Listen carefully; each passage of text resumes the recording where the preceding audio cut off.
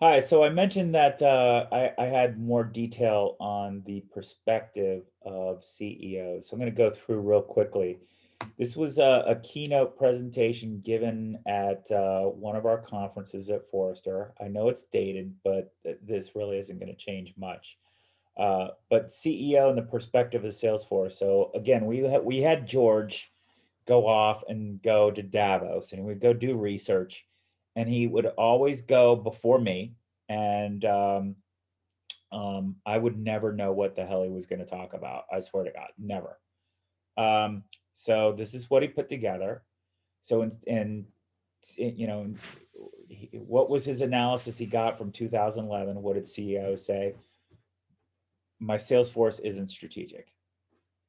So it's missing speed, sophistication, storytelling, the right people, a growth mentality. Is it any different? No. So I think this is all stuff that we can repurpose and do. So 2013, we asked a different question. I love this because here's sort of the belief. What I'm trying to do is share with you guys some ingrained expertise and research. We spent, George and I spent 2 months getting this question correct. And I'd bring up, hey, these are the things I want to know, and it's in all these details. And yell at me. He's like, you kidding me? You can't ask a CEO that. So we whittled it down and we got it to this. What are you, and we emphasized the you, and he made sure to emphasize that, personally doing to ensure that your sales force is getting the company to its strategic goals? I'm asking you to pause here. Don't just focus on the question.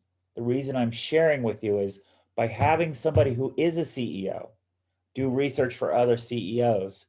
We want to know about their revenue or whatever. This is not the language of CEOs. This is literally the question that I got approved, and I was happy about it. And so for you guys, we got to have the discipline. This is why things don't go through if it's not framed right. Framing is everything. So anyway, what are you personally doing to ensure that your sales force is getting the company to its strategic goals? So basically, he did the feedback. Said one is build great products. So these are some quotes. If I created terrific products, the sales force will follow. The product has to be right. Salespeople can't sell crap. So these are reasons why there's productitis. By the way, look at these. Look at these opinions. More comments. Create a great product and a great vision, and the sales force will follow. So another view. I sell. The CEO sells. I spend 1/3 of my time with customers. I met with 1,000 customers per year. George said there's no way that's true. All right, he called bullshit on that one. But these are exact quotes. Does it mean it's accurate? It doesn't matter. I'm in the field with salespeople at least once a week, and I want to see them. I want to see them up close and personal. I sell more. I personally follow up on deals. I call 25% of buyers and ask them, why did you buy? What do you want from us? I hope you guys see what is something I bring up a lot. Why and what? Why and what? Why and what? Why and what? Why and what? Why and what? Why and what? Why and what? These are the most important questions. I get to be face to face with salespeople, got to have a presence with them. Um, you've got to walk the talk of being customer focused. Is the most important thing that I do. I personally lead the sales force. I'm always with them. I used to assign our top 30 executives 10 accounts to pay attention to, but that wasn't enough time or depth. So I cut it to one account, and we are getting much better results. Now, Dave, look at this quote and think about what we could do, what these guys could do with Polaris. You know what I mean? Set clear goals. So this is third choice, is I set clear goals. I create the metrics and hold the sales force to them. I give consistent, clear sales goals and measure them monthly. Set clear goals more. I make them accountable through metrics, clear, solid, and I hold the sales force to them. I'm, this, I hope this sounds like for Brian, it should sound like a broken record. People just don't fucking follow the metrics. It's unbelievable. But these are beliefs coming from the CEO. I personally create the metrics and hold the sales force to them, but they just won't understand why they're following the metrics in the first place. It's unbelievable. And this is what I'm trying to highlight. The reason I'm sharing this is to create a lot more empathy about the gap and why the commercial ratio is such a powerful tool if we lean into the empathy. Push the vision. I'm always educating the vision of the company, educating the vision of the company. I preach the vision at kickoff, quarterly meetings, and via blog. The reason I'm bringing this one up is Ray, the CEO at Omnitrax, has a vision he's trying to articulate, but no one in his fucking company is listening to him. It's unbelievable how much he's trying. And it was so bad in the Townsend meeting. So, Brian and Walter and Brooke, you guys were all there. We took quotes from the CEO and read them out and asked people who they thought, what they thought of them, and they trashed it. It was unbelievable, the gap between the vision of the executive and what people see. And I think that's something that's something I personally can empathize with a lot. In working on the Acuvia contract, I've been very consistent about the vision, right? And the gap between the vision and how people see it are so different. And we've got to bridge that gap, not only for us, but if we do that as a service. Walter, clarity is a service. Clarity is a service. Hello, hello. If you learn how to do it and get more clear with me, this is a huge problem. Just this vision, the vision to translate into stuff. I'm always educating the vision of the company. I preach the vision at kickoffs, quarterly meetings, and via my blog. And they think it's done. They think they can check the box. Honestly, that's the mindset of these CEOs. By explaining the vision to the sales force, I create a cadence and rapport. Yeah, just that time when you go do it that one time. I work with the sales force so they can understand the whole business.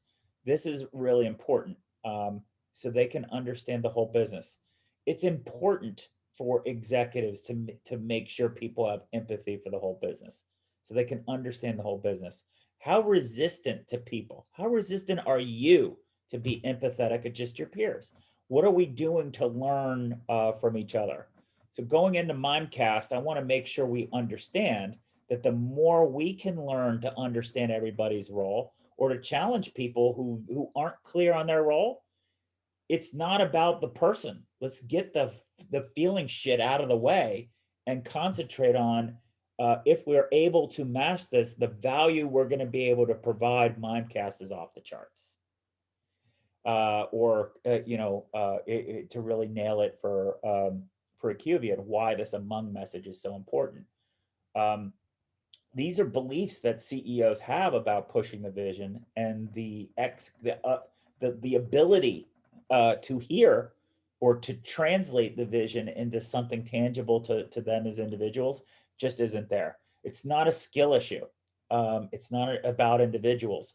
It's a translation and communications problem, which should be right up all of our alleys as a service. That communications is done through technology, that communications is done through knowledge transfer, that communication is done through good messaging. Push the vision. We are a culture of innovation, and I continually preach this to the sales force so they can impart it to customers. Have you noticed the word preaching and evangelism? What does it mean? How do we make it tangible and concrete? We can't just take these words. They have tons of meaning from CEOs. They are very thoughtful in how they communicate. This is important because without it, our salespeople will not be able to sell the innovative high margin products. This same as us. This is the same as Acuvia. Without the ability to understand what being innovative really, really means, it's not just words. It's not lip service. There's a whole bunch to it. If you can't connect the dots, if you can't help people see the vision, if you can't help people see what's possible, if you can't put the time and energy to make that a very rigorous discipline, you got nothing. And that's the thing that's um, challenging for me with the vision here about what's possible. We need to fill in the gaps. If you don't understand something, that's a great opportunity for us to turn into tools because other people might not have it. Don't be the people inside companies CEOs are frustrated with by saying, I get it, I get it, I get it, and then not being able to get it. It's, I don't get it. And here's what I'm going to do to meet you halfway. And then let's bridge the gap. That is what will produce the deliverables and the outputs that we're going to need to be specific. Architect compensation was one. So this is something that I didn't know about. Now that, because I worked at AGI, I know a lot about. I am really well versed in compensation strategies. I personally tune the comp plan. It's important because salespeople are coin operated. If you believe this, then you're only going to have a transactional sales force. So you can see where the problems come from by beliefs. Comp is number one. I personally make sure it's built in the right way. The comp, architect compensation. I did it with I did away with commission. Yeah, it created too much competition and did not and not enough cooperation. Think about that. Think about how radical that is. But too much internal competition means we're not competing against our competitors. We're competing inside ourselves. Focus on people. I personally interview salespeople. It's all about hiring the right people.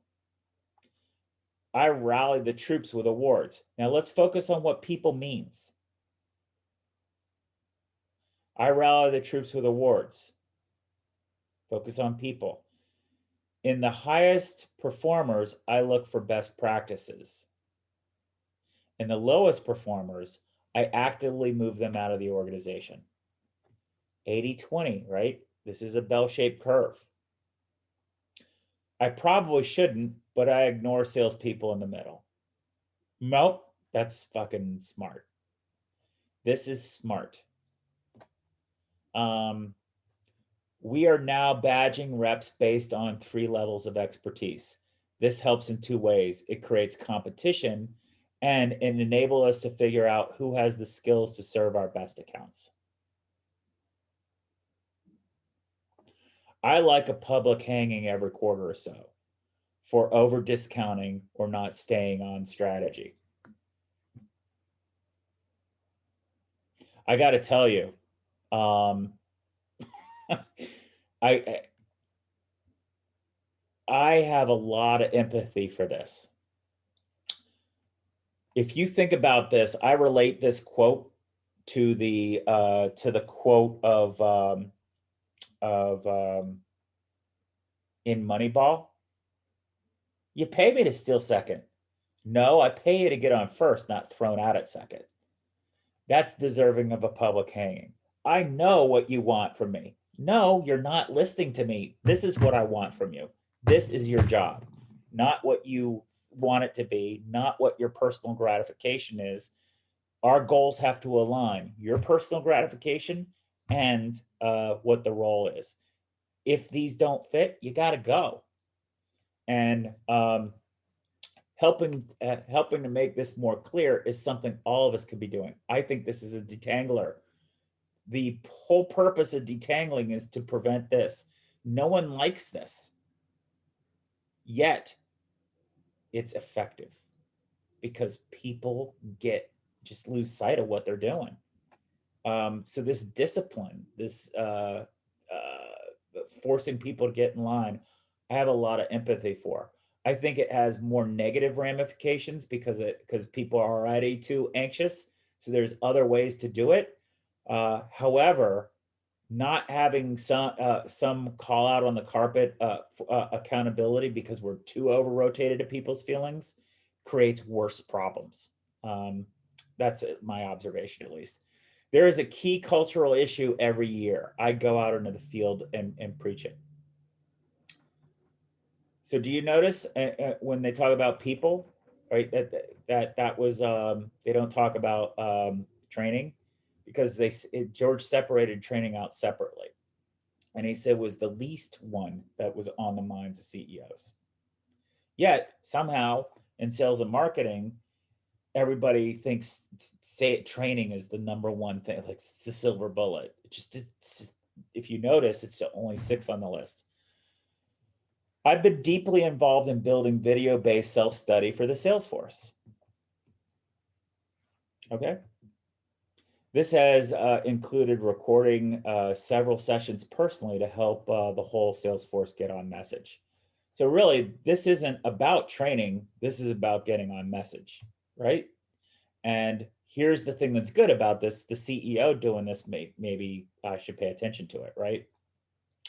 I train salespeople to look for the right clients. If we get the wrong clients, it will literally kill us. This is being the strike zone. Who are we going after? Who are we targeting? Having this discipline. Who has this discipline? We get the top 100 salespeople off site. They do 2 days of online simulation of being the strategic, passionate CEO. They compete for the top spot. Think about that. I'm not training them to be salespeople. I'm training them to be CEOs. So what does this all mean? George puts us, CEOs lie. There's a lot of thrashing, not much systems thinking. So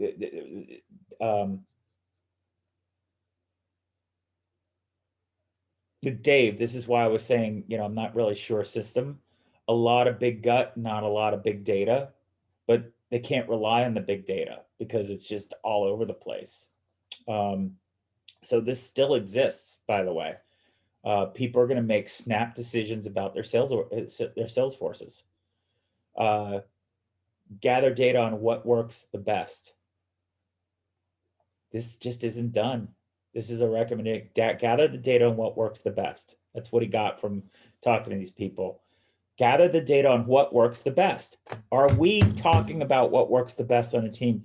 Look how much I bring it up and how hard it is to do that. If we can just appreciate that we can do it, we're innovating by giving something that CEOs want that they can't get from internally. So it's got to start somewhere. We can't read a book and go do it because no one's doing it. How do we learn to do what works? This is one of the reasons why I lead with it's the experience stupid, and go back and tell me the story of the Sales Enablement Society.